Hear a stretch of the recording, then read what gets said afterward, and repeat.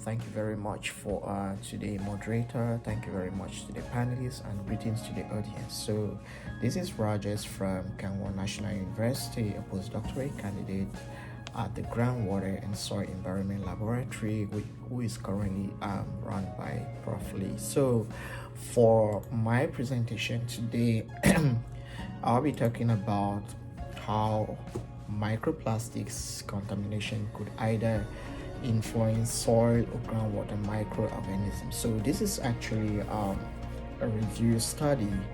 A team has other studies which they're carrying out at the moment, but usually we start with ground studies like this one. So for the introduction, like I said before, microorganisms, which organisms of microscopic size, very little, usually formed from either just a single cell or a couple of cells inhabiting the soil or groundwater, serve or are very good importance to living organisms. That's plants, for instance. Some of them help in mineralization of organic matter into a nutrient form which is accessible by plants.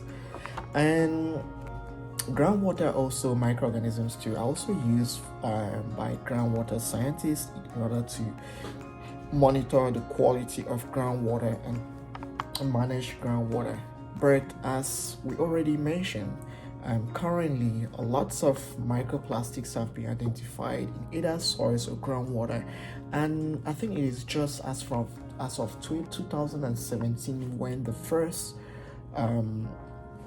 first study was carried out in the USA, which found out the presence of microplastics in groundwater. In fact, the study could be traced back to the fact that scientists found some traces of microplastics in drinking water in areas which has their main source of drinking as groundwater. So they became curious about this, and then in the course of carrying out research, was notified or identified that there is some amount of microplastics in groundwater. So we've done a study before where we had to identify different sources of microplastics, be it from primary sources or secondary sources globally, and also in Korea. It's a review paper and it's been published, a good one too. So microplastics, even in soils, for instance, could come from a variety of sources. Like you have a possible source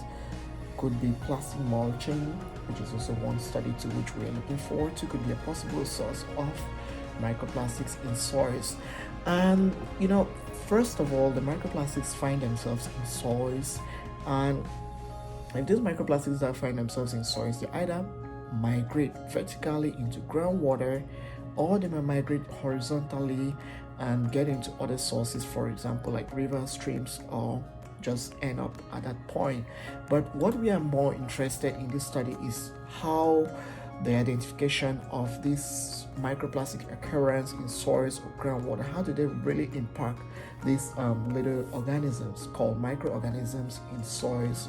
How do they impact the community? Like we mentioned before, microorganisms are very vital in soils.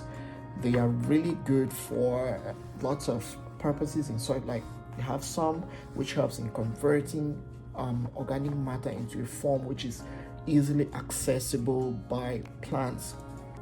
So the objective of this review was to find out the severity of microplastics on groundwater and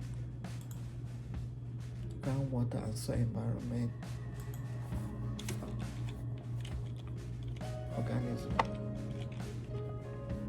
in detail, because lots of studies are just playing around this. So we really want to see what is the pattern, or how does it really affect those microorganisms. So for our studies, we selected papers published from 2007 right till date. And the reason why we chose 2007 is because the first source of microplastics identified in groundwater was and published in an international paper was as of 2017. All these details are found in previous paper which we already published before online.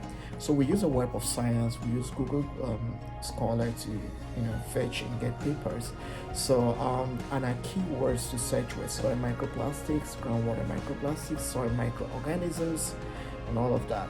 So for our results, we did identify that microorganisms such as the soil nematodes, which are very